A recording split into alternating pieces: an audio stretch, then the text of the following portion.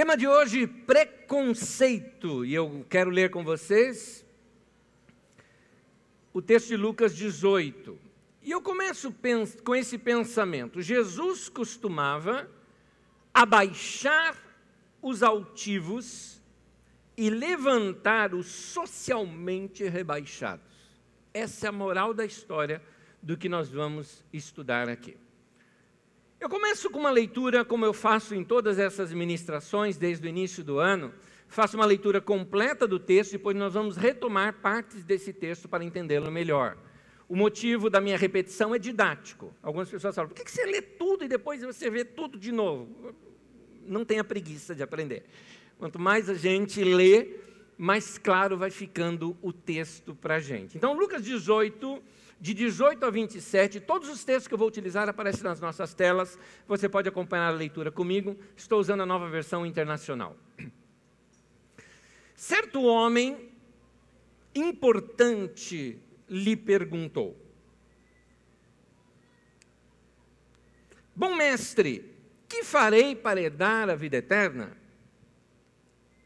Por que me chamas bom? Respondeu Jesus. Não há ninguém que seja bom, a não ser somente Deus. Você conhece os mandamentos: não adulterarás, não matarás, não furtarás, não darás falso testemunho, honra teu pai e tua mãe. A tudo isso tenho obedecido desde a adolescência, disse ele. Ao ouvir isso, disse-lhe Jesus: falta-lhe ainda uma coisa. Venda tudo o que você possui e dê dinheiro aos pobres, e você terá um tesouro nos céus. Depois venha e siga-me. Ouvindo isso, ele ficou triste, porque era muito rico. Vendo-o entristecido, Jesus disse: como é difícil aos ricos entrar no reino de Deus. De fato, é mais fácil passar um camelo pelo fundo de uma agulha do que um rico entrar no reino de Deus. Os que ouviram isto perguntaram: então, quem pode ser salvo? Jesus respondeu: o que é impossível para os homens é possível para Deus. Para nós interpretarmos um texto bíblico, nós temos que ter em mente algumas coisas que são muito interessantes de se saber. Primeiro, nós estamos lendo textos escritos no primeiro século e nós estamos 20 séculos depois. O estilo de literatura é diferente do estilo de literatura a qual nós estamos acostumados. Nós temos uma mente chamada mente jornalística. A maioria de nós, se não talvez até a totalidade nossa, se não pensa ainda assim, já pensou dessa maneira. Que ao ler os evangelhos você imaginou algo historiográfico ou algo de reportagem. Ou seja, Jesus está andando e os discípulos ali fazendo anotações do que Jesus está fazendo e depois editaram um livro sobre a vida de Jesus. Ou se não, logo após a vida de Jesus, a gente chega assim e fala: puxa, foi tão linda a vida dele, vale a pena coletar aqui todos os seus escritos, tudo que ele fez, mas Jesus não deixou nada escrito. Então vamos fazer um livro dele. Não foi assim que foi escrito o Evangelho. Os Evangelhos, eles foram escritos muitos anos depois. E Lucas mesmo fala de uma grande coletânea que ele fez de ditos, de tradição oral que era passada de geração em geração, de escritos. Existem escritos anteriores aos evangelhos que nós temos. Eles são as fontes dos evangelhos. Você aprende tudo isso na nossa escola de ministérios. Aliás, é exatamente isso que está sendo ensinado na aula de Novo Testamento com o professor Rui Luiz Rodrigues. Então, quando você vai ler os evangelhos, saiba que o evangelho, primeiro, aquele que está escrevendo, que na verdade é uma comunidade toda por detrás, que leva o nome de uma pessoa, mas é uma comunidade toda por detrás, escreve aquele evangelho para a igreja. E também ele escreve, não é para ser lido fora, não é para evangelizar, ele é para a igreja, e ele tem uma função didática, teológica. Por isso que você vai encontrar, num determinado evangelho, Jesus dizendo uma coisa numa situação. Em outro evangelho, são 4 que nós temos: Mateus, Marcos, Lucas e João. Em outro evangelho, numa situação totalmente diferente, Jesus falando da mesma coisa. É que os evangelistas, os escritores, na verdade, os grupos que compuseram os evangelhos, Eles acoplaram, eles juntaram os ensinos de Jesus em blocos, visando um ensino, até mesmo com o todo daquele. Não só aquele ensino particular de Jesus, mas às vezes é como dizer o seguinte: essa parábola aqui de Jesus e mais este outro ensino dele, que ele disse lá outra vez, se completam. Então eu vou colocar um do lado do outro, porque quem ver isto no todo vai entender a mentalidade de Jesus quando ele contou essas coisas. É isso que acontece, por exemplo, vamos ver aqui nas telas os textos de Mateus, Marcos e Lucas, quando vão tratar todos os três temas, os três evangelhos, contam este momento desse embate de Jesus com o jovem rico. Esses três evangelhos falam isso. Agora, no contexto de Mateus, Jesus fala sobre o divórcio, depois Jesus fala sobre as crianças, e então ele tem esse embate com o jovem rico. No contexto de Marcos, Jesus também, nessa mesma ordem, Marcos acoplou tudo isso. Uma conversa de Jesus com os fariseus sobre divórcio, depois Jesus repreendendo os discípulos com relação a terem impedido as crianças de chegarem a ele, e depois o embate com o jovem rico. Lucas é mais completo, ele coloca mais coisas aqui. Se você notar, em todo o contexto, está tratando do assunto de desprezo e injustiças para com os mais fracos, em todos eles. E Lucas amplia mais. Ele conta a história do rico e Lázaro. É interessante que nessa história do rico e Lázaro, você vê um homem rico que despreza um pobre. Na história da viúva e o juiz iníquo, injusto, uma parábola que tem ali também, que ainda vamos estudar, você vai ver um homem que tinha o poder nas mãos e esnobava quem não tinha poder de influência ou dinheiro para comprar e pagar os intermediários, para subornar. A Operação Lava Jato não estava funcionando naquele tempo, entendeu? Então subornavam-se os assessores do juiz e o assunto, a causa daquela viúva não chegava na mão do juiz para ele julgar. E ele esnobava aquilo.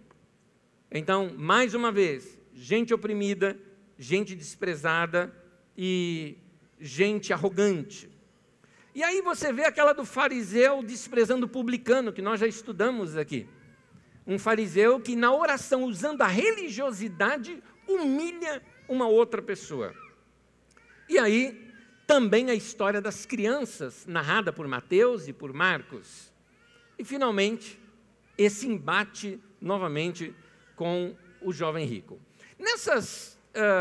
Nesses três momentos, tanto Mateus quanto Marcos quanto Lucas, você vê esse cuidado que Jesus tem por aqueles que são oprimidos, esse cuidado com quem é desfavorecido. Uma das áreas que eram bem desfavorecidas e que sofriam muito preconceito na época de Jesus, eram as pessoas que eram vítimas do divórcio. Quando eu me refiro às pessoas que eram vítimas do divórcio, eu me refiro exclusivamente às mulheres. Porque o homem não sofria nada com o divórcio, só as mulheres sofriam. Para entender a questão do divórcio, nós temos que voltar no tempo e começar a entender lá na lei. Se você quiser entender um pouquinho mais sobre a lei, é a aula que nós estamos dando na Escola de Ministérios. Você vai ver que a lei ela é muito boa como regra social. E ela protegia, sim, as pessoas que eram oprimidas no seu tempo. E vamos ver em Deuteronômio 24, o que a lei vai tratar sobre a questão do divórcio. Deuteronômio 24, versículo 1 e versículo 2, o texto diz assim: Moisés... Pessoal do telão, por favor.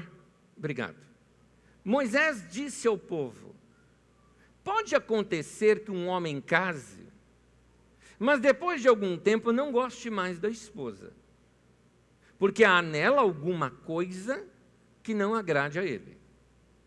Nesse caso, ele deve preparar um documento de divórcio e entregá-lo à esposa e mandá-la embora. Grave essa palavra que eu coloquei entre parênteses, repúdio. Esse mandar embora é o repúdio. Ela irá, e então poderá acontecer que case com outro homem. E aí o texto vai para uma outra área que não me é interessante para o texto tratar nesse instante. Mas note que divórcio e novo casamento não eram proibidos, como alguns hoje em dia defendem aqui, em alguns meios de igreja evangélica são radicais nessa área, e na igreja católica também, que é proibido o divórcio e novo casamento. E você nota aqui que não é proibido. Tanto que ele conjectura o fato dessa mulher vir a se casar de novo. Explicando o que era o divórcio naquele tempo, lembre-se que naquele tempo a mulher ela era comprada. A mulher era um produto do pai. O homem interessado comprava, dava um dote para o pai para comprar aquela mulher. Então, essa mulher, uma vez comprada, era um produto dele. Era possível os homens terem várias mulheres, desde que eles tivessem condições financeiras para isso. Isso é questão social. Não estou dizendo se é certo ou errado, era assim na época. E então, a lei nesse sentido está defendendo a mulher.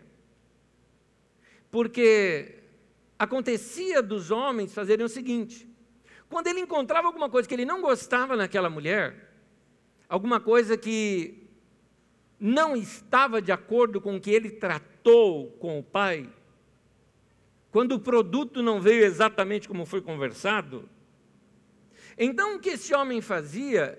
Ele mandava essa mulher embora, ele a colocava na rua, ele a tirava de casa, e essa mulher continuava sendo propriedade dele, o que significava que nenhum outro homem poderia se compadecer dela e cuidar dela.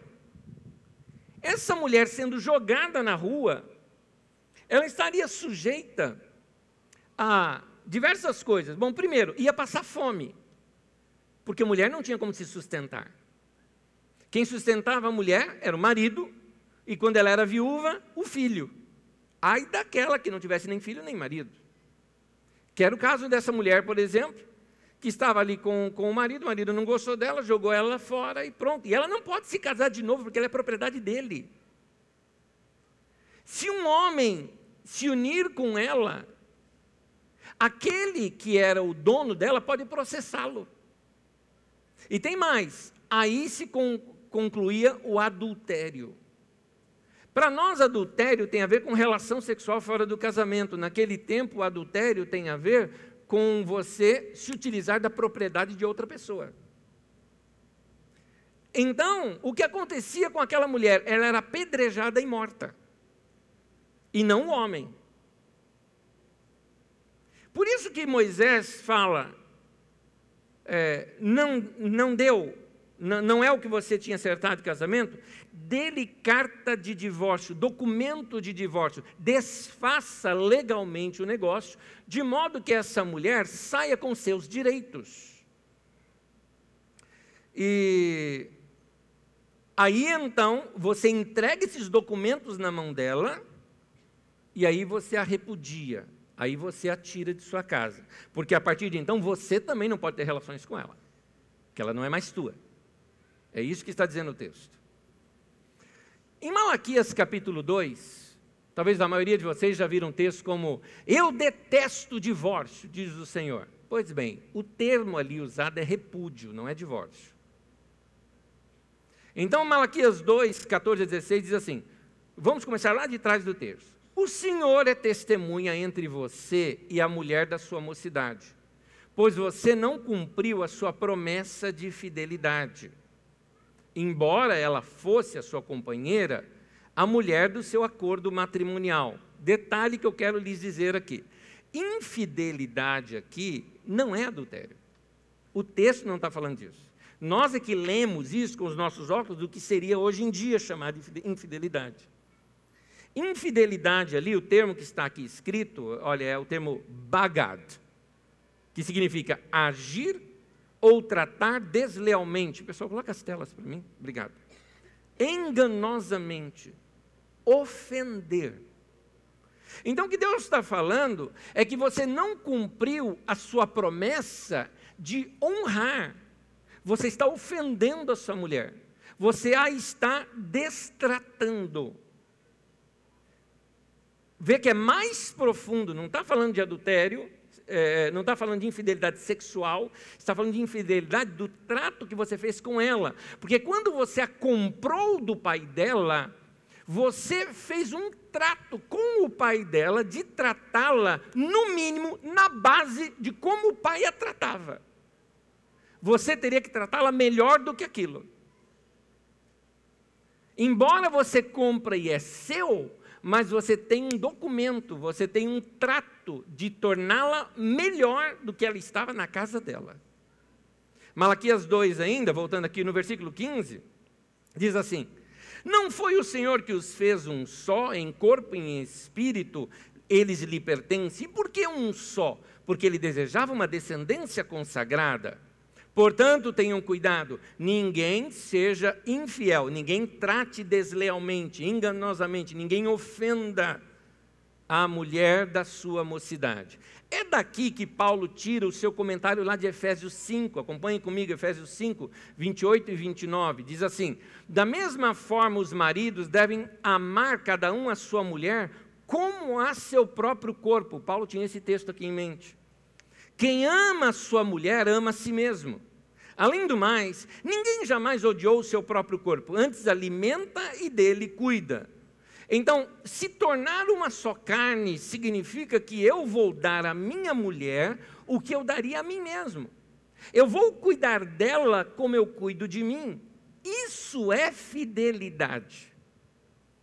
Se nós formos então nesses termos bíblicos, tem muita gente casada que nunca teve relação sexual fora do casamento e que é infiel.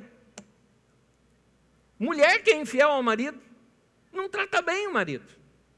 Marido que não trata bem a mulher é infiel. É esse o termo que a Bíblia... Vê que a coisa é mais profunda. Então, voltando aqui, versículo 16. É aí que entra o texto de Malaquias. Ainda estamos no mesmo texto de Malaquias. Eu odeio o repúdio. As versões novas, inclusive a nossa, da NVI, traz o divórcio, porque essa expressão repúdio é desconhecida por nós. Mas como eu li lá atrás na lei de Moisés e mostrei a diferença entre o divórcio e o repúdio, você entende agora. O repúdio é aquele de mandar a mulher embora. E está dizendo o texto: eu odeio quem faz isso, que bota a mulher na rua e não dá a ela carta de divórcio, ou seja, fica segurando aquela mulher, joga ela na rua para morrer de fome. Eu odeio o repúdio, diz o Senhor Deus de Israel. E também odeio o homem que cobre, essa tradução foi eu mesmo que fiz, então eu até falei aqui na colocação, que cobre sua mulher de violência como se a cobrisse de roupas. É isso que está dizendo o texto original. Me desculpe aqui o erro meu de digitação. Também odeio o homem que cobre a sua mulher de violência como se a cobrisse de roupas, diz o Senhor dos Exércitos. Por isso, tenham bom senso e não sejam infiéis, não ofendam sua mulher, não a tratem deslealmente. Nota que é muito mais profunda a questão aqui. Tem a ver com honra. Por isso que a Bíblia fala que o matrimônio tem que ser digno de honra. A relação entre duas pessoas é uma relação de honra, onde você vai honrar outra pessoa, você vai satisfazer outra pessoa, você vai tratar bem a outra pessoa. É isso que está dizendo. O contrário disso já é infidelidade. Mateus 5, Jesus trata desse assunto. Jesus está dizendo da lei, foi dito, lá o que Moisés disse. Aquele que expulsar ou aquele que repudiar sua mulher, deverá dar-lhe carta de divórcio. Estão lembrados do que dizem as Escrituras. Quem se divorciar de sua esposa, que o faça legalmente. Nesse momento estou usando aqui a tradução à mensagem. dando-lhe o documento de separação e seus direitos legais. Volto para a NVI. Mas eu lhes digo que todo aquele que repudiar a sua mulher, exceto por imoralidade sexual, faz que ela se torne adúltera, e quem casar com a repudiada estará cometendo adultério. O que ele está explicando aqui? Jesus está dizendo o seguinte: olha só o que vocês estão fazendo. Vocês repudiam a sua mulher, expulsam ela de casa, e essa mulher na rua, para não morrer de fome, vai se juntar com outro homem para sobreviver. Acontece que a hora que ela se juntar com outro homem para sobreviver, ela comete adultério, porque ela é sua. E o que vai acontecer com ela? Ela vai ser morta em praça pública, e você vai ficar falando, está vendo? Ela era uma adúltera, por isso que ela morreu. E você sai de boa, e a mulher sofreu as consequências. Então Jesus está condenando essa atitude de gente que usou assim a lei a seu favor. Lembrando que o adultério é tomar propriedade do outro, era isso que aconteceu ali. As mulheres eram então a classe desfavorecida. Elas eram um produto nas mãos dos homens. E Jesus era contra isso, e estava defendendo esse direito das mulheres. Não, nem direito, porque não havia direito ali. Ele estava defendendo o bem-estar da mulher. Novamente, então você nota, Jesus está contra a opressão e pegando pesado em quem oprimia. Vamos falar das crianças. As crianças, eles não têm força, não têm recursos próprios, dependem dos outros.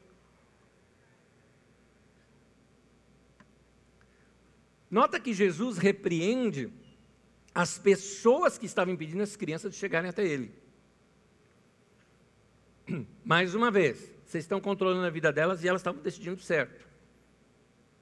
Naqueles tempos, um pai romano, se quisesse, podia colocar um filho na rua para morrer. O pai era assim, ele não era obrigado a cuidar do filho. Se ele não gostasse do filho, ele punha o filho na rua, a mulher é dele, o filho ele podia colocar na rua. Para amenizar isso, e isso foi lei romana, e isso foi praticado por muitos anos. Para amenizar isso, a igreja criou uma coisa chamada Roda dos Enjeitados. A Roda dos Enjeitados, ou Roda dos Expostos, eram instalados em portas de igrejas e conventos. Eram cilindros de madeira giratórios, sabe, igual em condomínio que tem entrega de pizza, onde a pessoa coloca ali, roda e sai do outro lado. Eram cilindros de madeira giratório que serviam para as mães, para que elas deixassem seus filhos em mãos seguras, sem ser identificadas. Para acabar com as crianças que ficavam ao relento nas ruas, que as mães entregavam nas ruas, e as crianças morriam, a igreja abria isso, falou, tá bom, você não quer se identificar, então você coloca a criança aqui. Quando a mãe deixava o seu filho nessa roda, ela sabia que uma instituição de caridade iria cuidar dele, e ao colocar o bebê ali no cilindro, elas tocavam uma campainha que avisava as freiras e os padres de que ali tinha uma criança abandonada. No Brasil, isso funcionou até mais ou menos o meio do século passado, principalmente nas Santa Casas de Misericórdia do Rio de Janeiro e de São Paulo. E essa foi a origem de diversos orfanatos. Imagina isso na época de Jesus como era, já que não havia essas entidades todas. Então, Mateus 18, de 1 a 6, com esse panorama em mente, você entende melhor o que é que Jesus veio tratando. Mateus 18, de 1 a 6, diz assim: naquele momento, os discípulos chegaram a Jesus e perguntaram, quem é maior no reino dos céus? Chamando uma criança, colocou-a no meio deles e disse, eu lhes asseguro que, a não ser que vocês se convertam e se tornem como crianças, jamais entrarão no reino de Deus, no reino dos céus. Portanto, quem se faz humilde como esta criança, este é o maior no reino dos céus. Quem recebe uma dessas crianças em meu nome, está me recebendo. Guarde essa frase. Mas se alguém fizer tropeçar um desses pequeninos que creem em mim, eu acho forte essa expressão de Jesus. Melhor lhe seria amarrar uma pedra de moinho no pescoço. Pedra de moinho é uma pedra gigantesca. Precisa, assim, 10, 15 homens para mover. Imagina, uma pedra enorme. Melhor seria amarrar uma pedra de moinho no pescoço e se afogar nas profundezas do mar. Você fala, nossa, por que Jesus está falando isso? Olha o contexto. Jesus está querendo dizer o seguinte, e tem mais. Se alguém fizer mal a essas crianças, vai se ver comigo. É isso que ele está querendo dizer. Melhor seria você se matar, porque você vai ver o que eu vou aprontar com você. Seria mais ou menos isso. Alguém fala, nossa, mas Deus age desse jeito? A Bíblia não diz que Deus resiste o soberbo?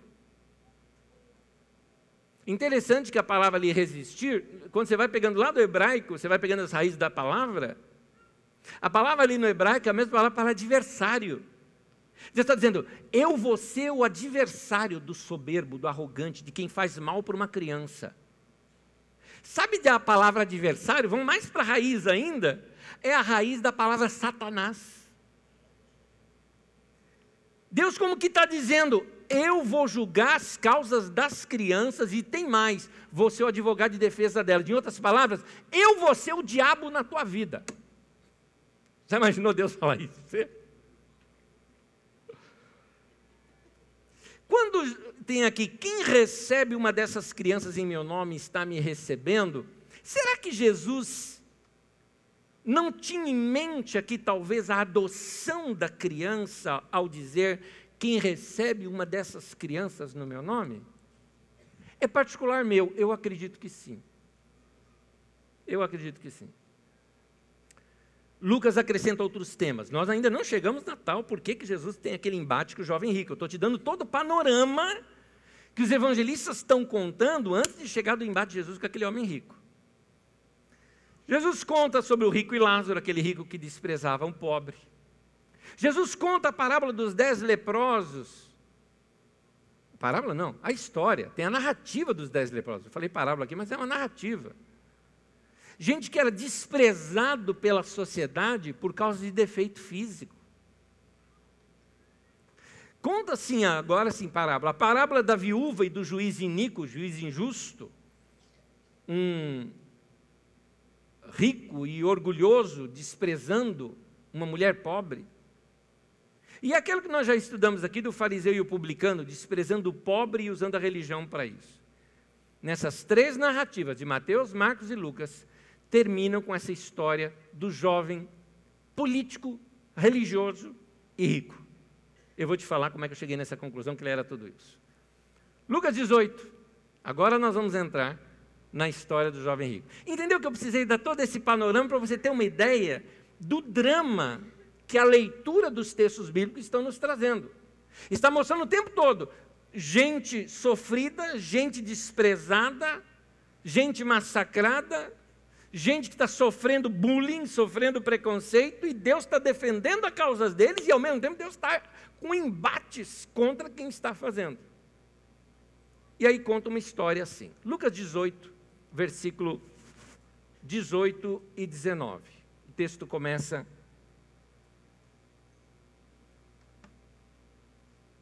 certo homem importante lhe perguntou, bom mestre. E aí adiante, seguindo o texto, Jesus devolve meio que na lata. Por que você me chama de bom? Respondeu Jesus. Não há ninguém que seja bom, a não ser somente Deus. Vamos examinar esse texto. Certo homem importante. O nome utilizado a ele refere-se a um homem de liderança pública. Está aqui a palavra grega, se você quiser, que significa governador, comandante, chefe, líder. É essa palavra que está traduzida na nossa Bíblia como importante. Pode ser liderança religiosa. Mas a liderança religiosa da época de Jesus, e que se usa esse termo aqui, que seria um dos primeiros, dos mais importantes, um dos principais, eles ao mesmo tempo exerciam função política. Então, nós vamos usá-lo aqui como liderança política. Por quê? Porque o comportamento de gente, os principais religiosos da época de Jesus é muito parecido com o comportamento ou com esse estereótipo que nós temos de alguns políticos nos nossos dias. Lembrando, faço questão de dar esse parêntese, nem todo político é assim. Eu mesmo conheço alguns que são humildes, que são gente boa, mas esse estereótipo que está aqui. Eu não estou falando de preconceito, eu estou falando de estigma. É o que se popularizou. O homem chega para Jesus e fala: bom mestre. Esta saudação era algo extremamente raro. Na verdade, não existe em nenhum lugar uma saudação assim. Não se dirigia a alguém assim. Por isso que Jesus, quando Jesus falou, não há ninguém que seja bom a não ser somente Deus, era um pensamento da época, porque esta expressão bom somente e unicamente era usado para Deus. Nos nossos dias não, nos nossos dias a gente fala um homem bom e tudo mais, tal. Ali, naquela situação, era só para Deus que era usada. Seria mais ou menos como se nos nossos dias a gente falasse assim, onipotente Senhor. Como assim, onipotente? Só Deus é onipotente, que isso? Não é? É um termo que a gente só usa para Deus. Então, isso explica a reação de Jesus. Jesus reage a essa tendência daquele político de exagerar. Por quê? Você conhece já Jesus. Pelo tanto que a gente estudou dele aqui, você já conhece bastante. Ele faz a leitura do cara e pega a intenção do cara. O político chegou assim, se esforçando demais. Ele tenta impressionar na forma de cumprimentar. E provavelmente ele espera ser também saudado com algum título imponente. Porque era assim que se fazia no mundo oriental. Um cumprimento requer, é etiqueta, que se devolva um cumprimento no mesmo nível. Então, quando ele chega para Jesus e fala assim, bom mestre, ele esperaria que Jesus falasse o que para ele? Sim, nobre parlamentar. Está entendendo? É claro que essa expressão, nobre parlamentar, é uma expressão anacrônica, né, dos nossos dias. Estou contextualizando para a gente entender melhor. Jesus responde para ele, quando Jesus responde para ele, Jesus não dá título nenhum. Jesus não devolve isso para ele, mostrando claramente que Jesus não caiu na dele. E desde aquela época, as pessoas querem usar Jesus como marketing. A política quer tirar proveito da religião. De fato, o que Jesus queria testar era a seriedade do que aquele cara queria, aquele que estava tratando com ele.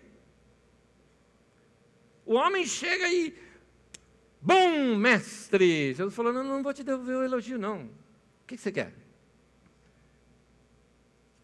Você me vê assim mesmo, do jeito que você está falando? Porque ao falar bom mestre, está dizendo assim, você está falando que eu sou igual Deus para você. Jesus está como quem dizendo, eu não acredito. Você está querendo tirar vantagem de mim em cima do público. Como nós vimos aqui no domingo passado, também teve um homem que tentou usar Jesus a seu favor, pedindo que Jesus fizesse o seu irmão dividir uma herança com ele. As pessoas queriam usar Jesus. Esse homem queria usar Jesus para receber algum elogio e, sabe, virar um pavão diante de todos ali, não é? Voltemos ao texto. O diálogo ali. Lucas 18, de 20 a 27 agora. Você conhece os mandamentos? Não adulterarás, não matarás, não furtarás, não dirás falso testemunho, honra teu pai e tua mãe. Está fora de ordem os mandamentos aqui. A tudo isso eu tenho obedecido desde a minha adolescência, disse ele. Ao ouvir isso, disse-lhe Jesus, falta-lhe ainda uma coisa. Em outras palavras, Jesus pensou assim, tudo que eu estou falando para ele é fichinha. Deixa eu provar para ver se esse cara quer mesmo. Vende tudo que você possui e dê o dinheiro aos pobres e você vai ter um tesouro no céu. Aí depois você vem e me segue. Você vai notar que Jesus não falou isso para todo mundo. Não é obrigatório isso no reino de Deus. Mas para aquele cara era. Ouvindo isso, ele ficou triste porque era muito rico. Vendo entristecido, Jesus disse: como é difícil os ricos entrar no reino de Deus. De fato, é mais fácil passar um camelo pelo fundo de uma agulha do que um rico entrar no reino de Deus. Detalhe, não tem interpretação nenhuma para esse texto. Camelo é camelo, porque tem uma semelhança da palavra camelo com corda. Alguns falam, não, era corda. E agulha, gente, eu fui atrás, porque alguns falam, não, tem aquela portinhola que existe nas muralhas, que o camelo, vai entrar à noite, tem que abaixar, e é só daquele jeito que passa. Pode até ser possível, mas sabe de uma coisa? Eu acho que Jesus está falando com exagero mesmo. Primeiro que exagero na época era piada. O humor da época era o humor do exagero. Quando Jesus falou isso, teve um tom cômico. Mas também, Jesus queria mostrar, é impossível. Mais adiante você vai entender por que é impossível. Os que ouviram isso perguntaram, então quem pode ser salvo? Se esse cara, o cara conhece a lei pra caramba, pratica os mandamentos desde a juventude, desde a adolescência. O cara anda nas coisas de Deus. E ele não pode ser salvo, então quem pode?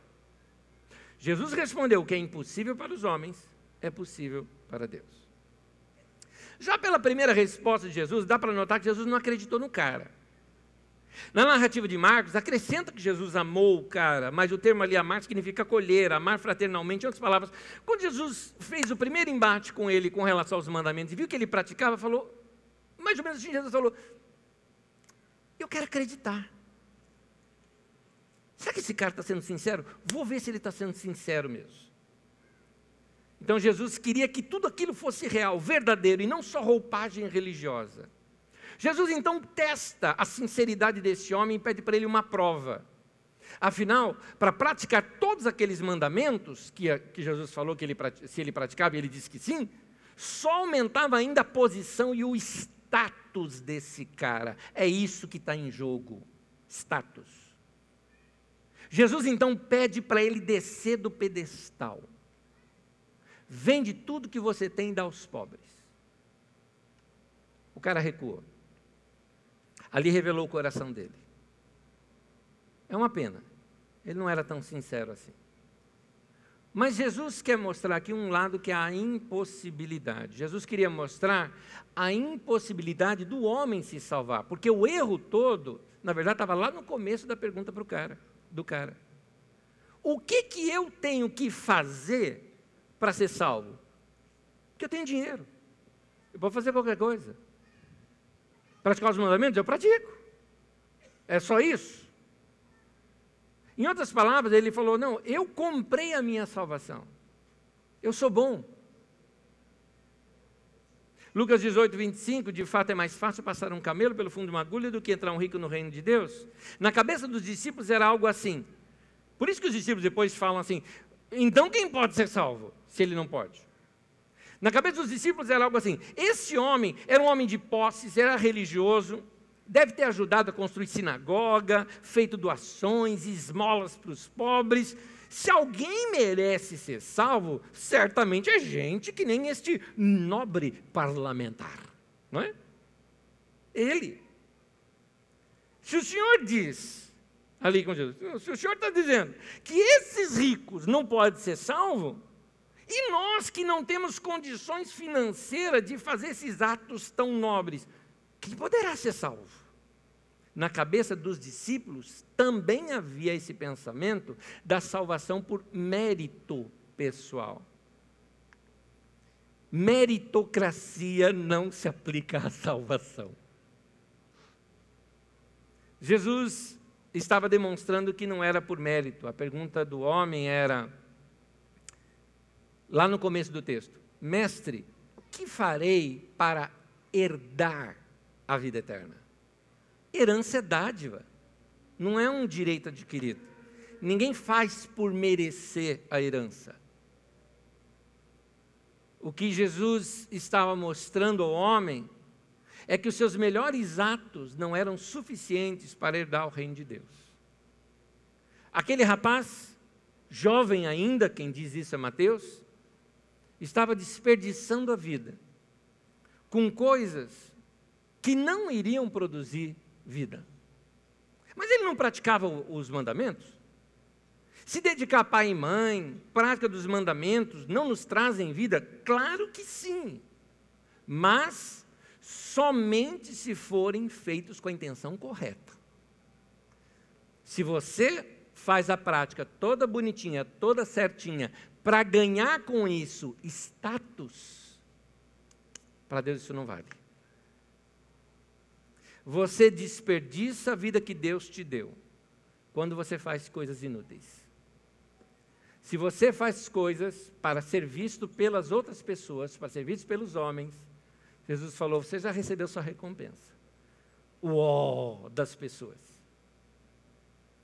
Meu irmão, todos nós temos que amar o próximo, todos nós temos que ajudar pessoas, ajudar ao pobre, ao necessitado, todos nós temos que fazer isso. Mas se você faz isso para ganhar das pessoas, Jesus fala, você está perdendo o seu tempo, isso não vale nada. Não tem valor algum diante de Deus. Vamos começar a trazer para os nossos dias?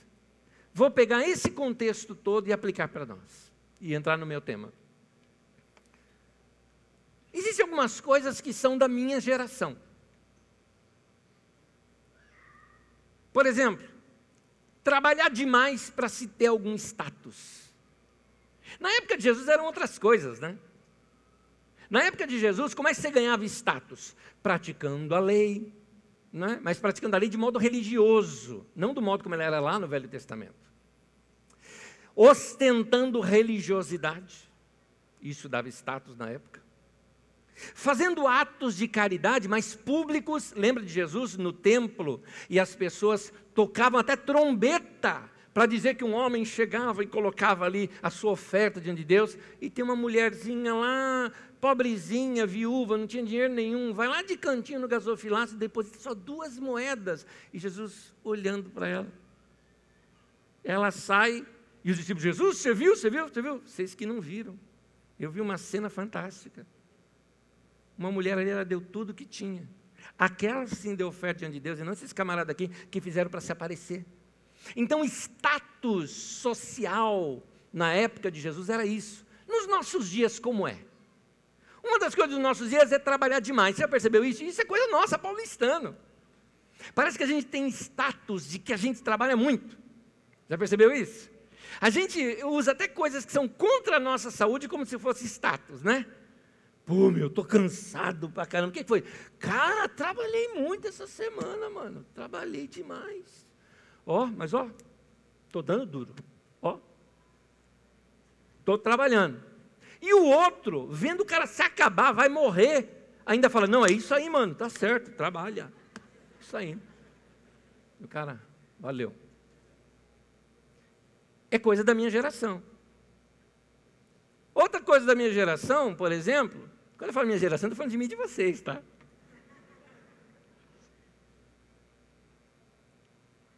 É você se associar, posar ao lado de pessoa importante para dizer que você é importante. Ou fazer alguma associação, né? Para mostrar que você é que é importante.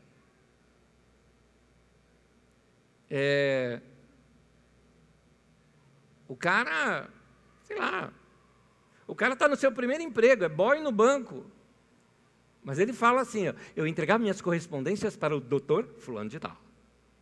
Então parece que dá mais importância para ele, associado a alguém de importância. Mostrar que usa alguma marca para aumentar o seu valor. Chega ao ponto de você comprar uma peça similar, ir lá e trocar a marcazinha. Compra o jacarezinho lá no Brás e costura naquela polo que você comprou na feira.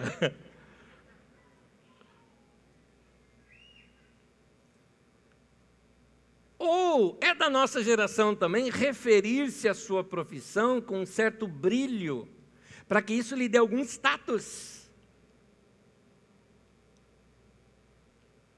que você faz? Resposta dada. Eu sou agente de uma grande empresa de comunicação. Uau! Você trabalha com o quê? Com publicidade. Uau! Resposta certa e honesta. Panfleto no entrega o panfleto no semáforo.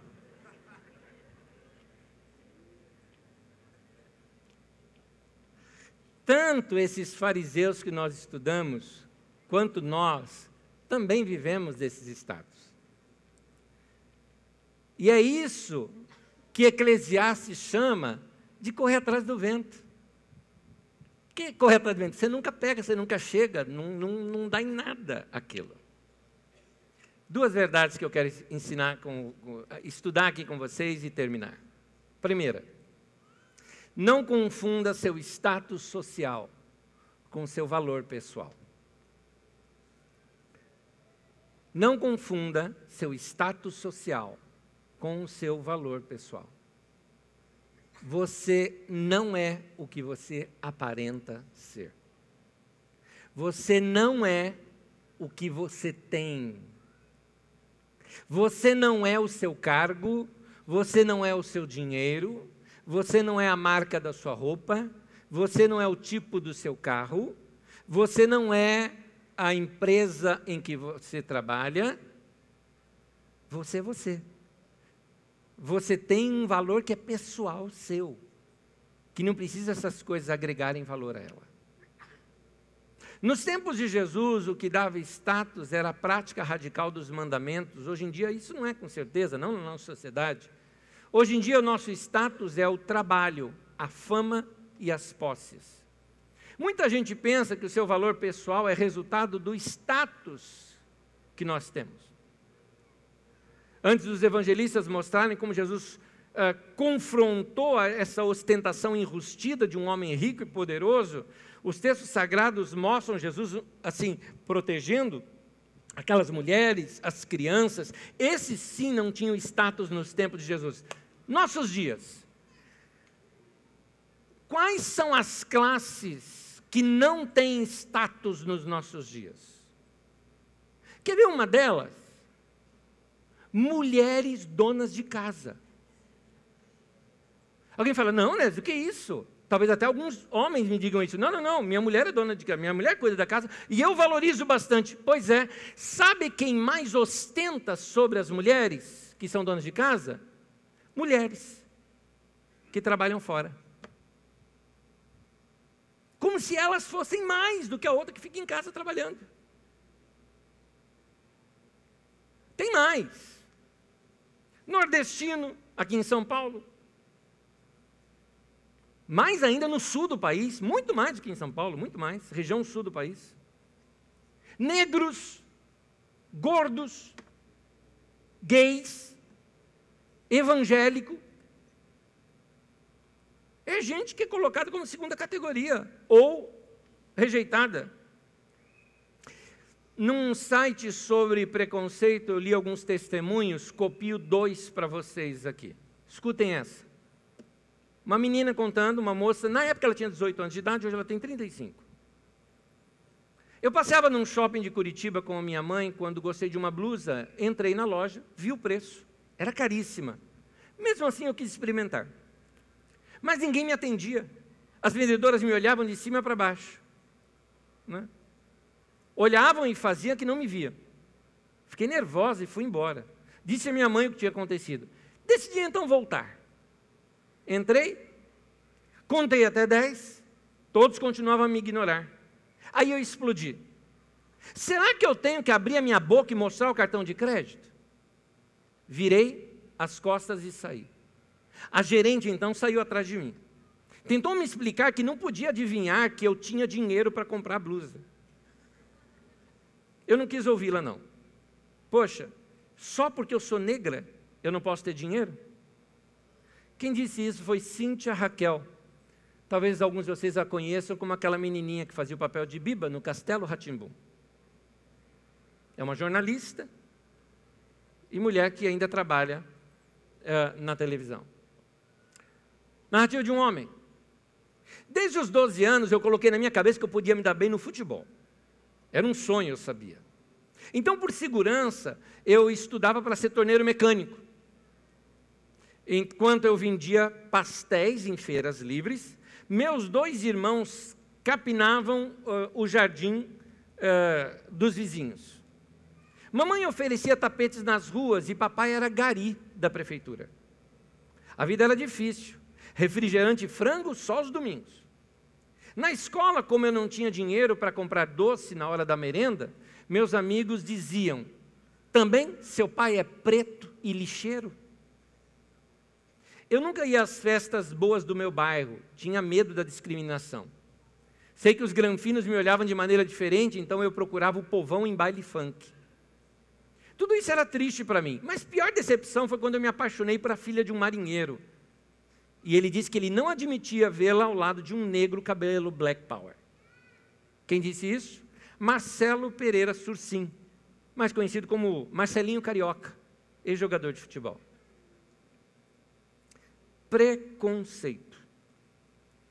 Num desses sites de preconceito, eu vi uma pesquisa com uma lista de classes sociais que são discriminadas e maltratadas de alguma maneira. E aqui aparecem alguns desses nomes que eu queria ler a lista aqui com vocês. A ordem não é ordem de quem é mais preconceituoso do que o outro, simplesmente é uma lista sem ordem. Gays. São inúmeros os exemplos de agressões físicas e verbais. Comentário malicioso, ofensivo.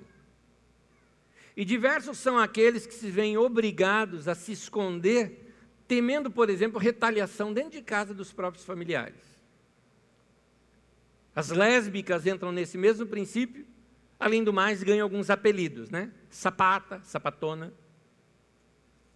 Negros são discriminados nos mais diversos setores. No modo geral, até em entrevista de emprego, são preteridos e até também em estabelecimentos comerciais. Evangélicos, apareceu na lista, não foi eu que coloquei não. E aliás, o comentário era talvez um dos grupos mais desrespeitados, são criticados pela maneira de pensar, aqueles, por exemplo, que são da ala pentecostal, pela maneira de se vestir, ou de como se portam diante dos demais. Pobres, dependendo do local, podem ser até expulsos, tudo é claro, pela falta de dinheiro ou de uma vestimenta adequada. Ateus são vistos quase sempre como hereges ou seguidores do mal. Gordos são zombados e feitos chacota sobre eles, convivem de modo geral com uma série de adversidades. Nas ruas, por exemplo, são taxados com muitos apelidos. Nordestinos, principalmente mais ao sul do país, são preteridos. Góticos, por conta de um estilo, acabam sendo discriminados, são vistos como uma parcela da sociedade como seguidores do mal, adoradores de cemitérios, estranhos. Aqui a gente se acrescenta alguns outros, talvez você não conheça por esse nome, os rap rockers, né? Rap rockers são o estilo Restart, não é? Apelidados de Teletubbies. Ou roqueiros, o estilo heavy metal. Basta um cara ter cabelão e uma tatuagem e uma camiseta preta com uma banda aqui, que eles são tidos como o quê? Drogado, desocupado. Quer ver um outro? Motoqueiros, desses de clube que se vestem de couro e tem aquelas motos todas com seu próprio estilo. Alguns de vocês talvez passem até de longe assim. Está na lista esse aqui. Pastores. Para muitos não passam de enganadores e aproveitadores da boa-fé. Essa lista não foi eu que fiz, tá? Igreja Universal. Você tem um amigo que é da Universal, você já pensa do cara assim, tadinho. Interessante. Rede Globo. Na internet, por parte de alguns grupos que se julgam pensantes, chamam de alienador, um câncer. Alguns grupos de pessoas, você não pode dizer que você assistiu uma coisa na Globo, você já percebeu? Quer ver uma outra? Rede Record. Nos fóruns de TV, a mais zoada que tem. Nessa segunda-feira mesmo, eu vi um trecho de Rafael Cortez, no CQC da Band, numa baita falta de profissionalismo, zombando com uma outra emissora, do estande de uma outra emissora. Político. Quando você fala político, é corrupto e ladrão. Ambulantes que panfletam nas ruas, garis e lixeiros, via de regra, são profissionais inferiores. Tem até aquela frase, estuda menino para não virar lixeiro. Interioranos são taxados nas cidades grandes como caipira, como jeca, e geralmente são zoados pela maneira como falam, maneira como se veste. Pessoas tatuadas, pode acreditar, isso acontece. Inclusive dentro da igreja. Sobe um pastor todo tatuadão assim, os caras falam, deve ser pastor de jovens. Deve ter uma palavra rala. Mulheres no mercado de trabalho ainda recebem salários inferiores. Apareceu na lista McDonald's. Porque alguns extremistas é motivo de ódio e repulsa. Imperialismo americano. Favela, na nossa sociedade, ainda causa polêmica. Porque muitas pessoas veem uma favela, já pensam em roubo. Nem todo mundo que mora em favela é ladrão, a gente precisa dizer isso? Quer ver novos preconceitos? Está lá, que eu encontrei. Petistas. A gente se trata como se todos fossem corruptos, e chamamos-nos de petralhas. Estou falando principalmente aqui na região sudeste, não é? Eu tenho amigos que são petistas, mas não falam que são em alguns lugares, porque não pode se falar.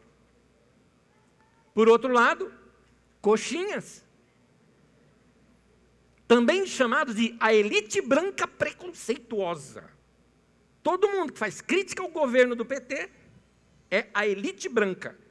Não importa se o cara mora classe baixa, ele é elite branca. Segundo o sociólogo Rodrigo Prando, o que acontece hoje é uma futebolização da política. Gostei disso. É um momento do rebaixamento do discurso público. Continuando aqui na lista, os funkeiros. Por via de regra, é um dos grupos mais criticados que existe. E o hip hop entrou junto de carona. Parece que quem canta esse tipo de coisa ou é obsceno, ou é burro, não sabe falar direito. Existem algumas letras de canções hip-hops que são inteligentíssimas. E existe gente que se recusa a fazer coisa obscena.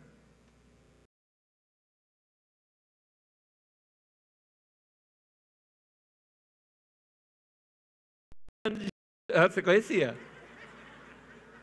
Alguém fala, nossa, pastor, você fazendo um negócio desse, que coisa obscena. Peraí, não tem nada de obsceno. Aqueles meninos falaram que eles nunca iriam fazer uma música com palavrão, nem com coisas obscenas. São meninos pobres de favela, qual o problema? Qual o problema? Ciganos. Argentinos. Está aqui. Alunos bolsistas dentro das faculdades, às vezes são vítimas de abuso, até por estudantes e até por professores. Esse aqui é grande em São Paulo. Motoboy. Pesa contra eles as ações de alguns poucos que, no geral, acabam por deturpar a categoria toda.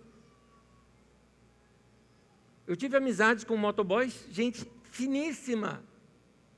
É a profissão do cara. Gente respeitosa.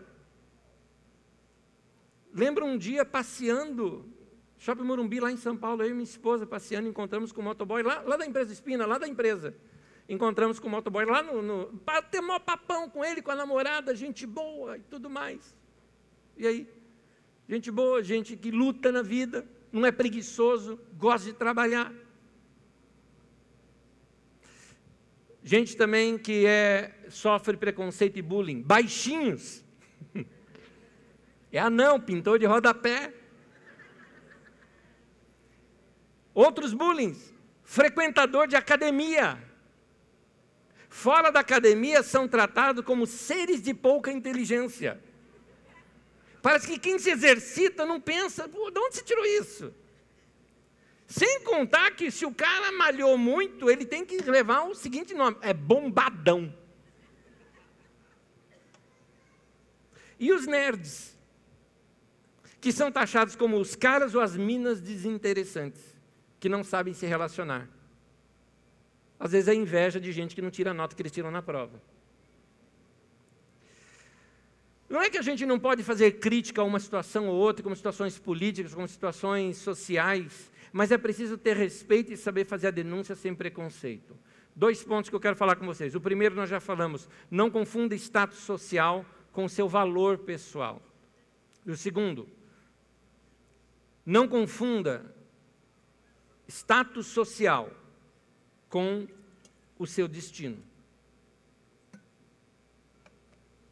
Seu destino não é ser assim. Saia desse complexo de Gabriela, música brasileira que dizia, eu nasci assim, eu cresci assim, eu vou ser sempre assim. Esse momento eu quero falar com você que se sente rebaixado por causa de algum status social. Eu quero dar uma palavra para você, não se conforme. Vença o preconceito.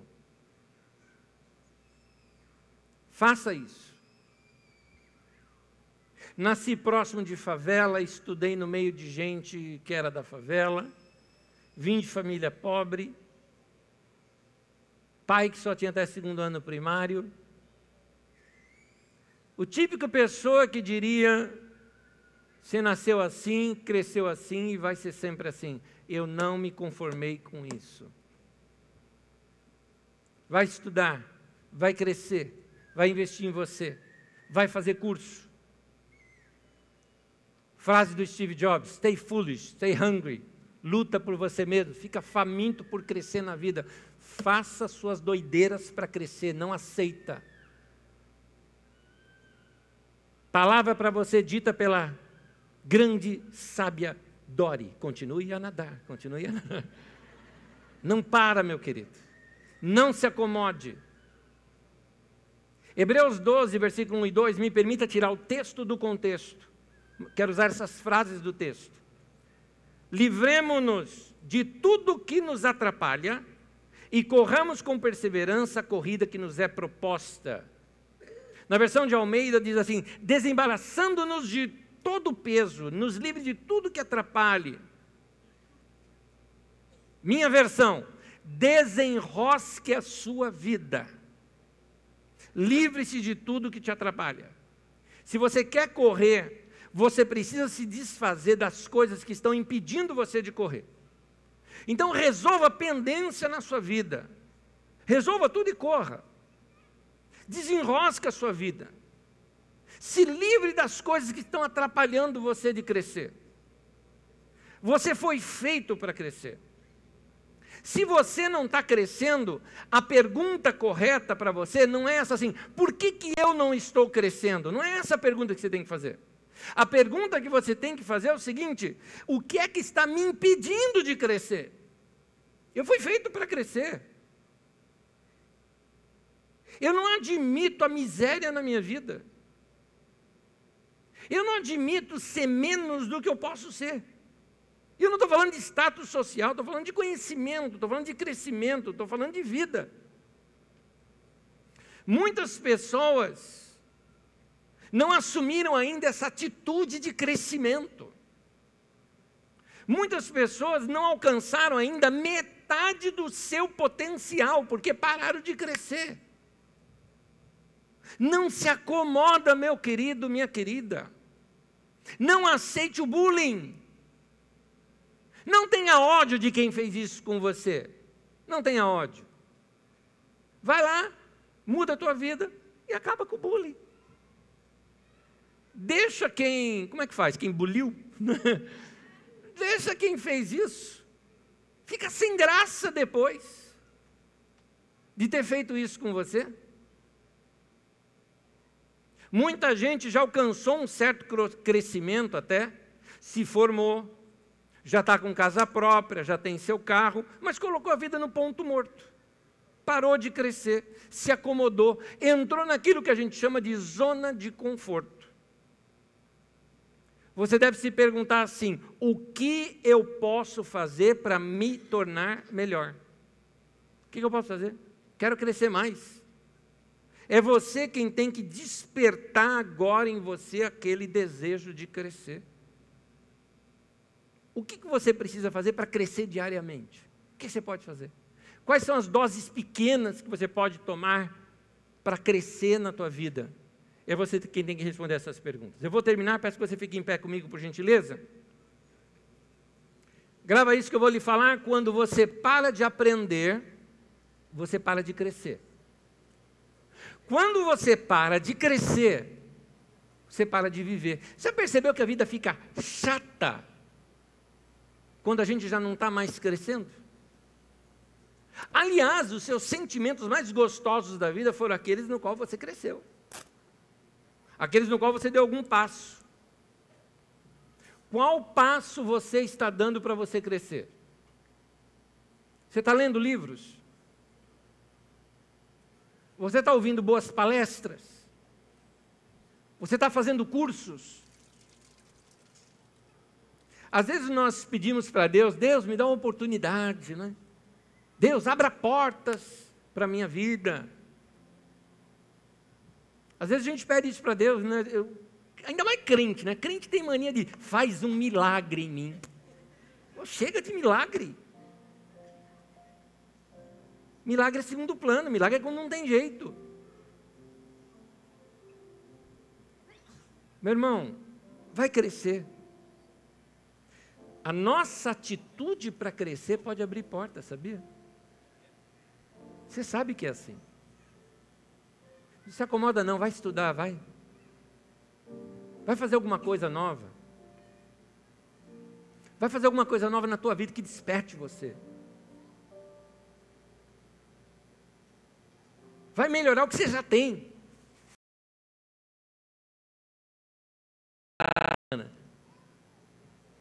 Não é?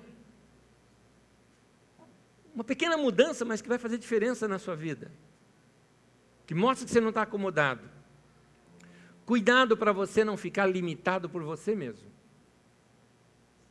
Em outras palavras, cuidado para você não ser o diabo na sua vida. Termino com um texto de Provérbios 22, 29. Você já observou, Provérbios 22, 29, você já observou um homem habilidoso em seu trabalho? Você já percebeu uma pessoa que faz bem o que faz? É isso que está dizendo o texto. Será promovido ao serviço real. Não trabalhará para gente obscura. Ou seja, na sua profissão ele vai ser muito bem requisitado por muitas pessoas.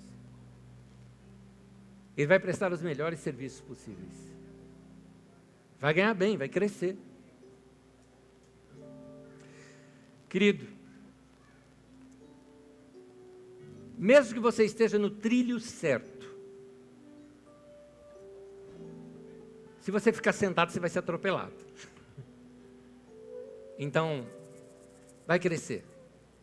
Vai fazer alguma coisa. Minha palavra hoje para você é: não se acomode. Lembra que eu comecei dizendo que eu iria falar com os que são vítimas, com os que sofreram bullying, com os que sofreram preconceito? Que palavra que eu estou te dando? Oh, tadinho de você. Não, realmente eu me compadeço. É chato passar por isso. Mas, meu irmão, vira a página, dá a volta por cima. Vai crescer. Mostra que você é capaz. Eu desafio você. Eu acredito em você. Tem gente que vai falar para você, você não consegue chegar lá. Tá bom. Obrigado pelo incentivo. Agora é que eu vou chegar. Ah, você está velho demais. Eu vou ganhar de você. Cresça, meu irmão. Cresça. Vai fazer alguma coisa. Não aceite esses carimbos que tentaram colocar na tua vida. Em nome de Jesus. Olha para o teu Deus. Ele cuida de você. Ele é bom. Amém? Vamos dar as mãos. Vamos orar. Nesse momento eu não tenho como orar por você. Eu vou orar por você daqui a pouco. Esse momento é o momento de você orar para você. É o momento de você chegar para Deus e falar, Deus, eu aceito o desafio. Eu vou crescer. Eu não aceito essas taxações e preconceitos que lançaram contra a minha vida. Vou virar a página. Vou virar o jogo. Vou virar a mesa. Eu vou crescer. Eu vou crescer. Jesus nasceu em manjedoura. Se tornou Rei dos Reis, Senhor dos Senhores. Ele é nosso exemplo de alguém que não se acomodou. Ore a Deus nesse momento. Fala com Deus o que está no teu coração. Já já eu me uno com você em oração.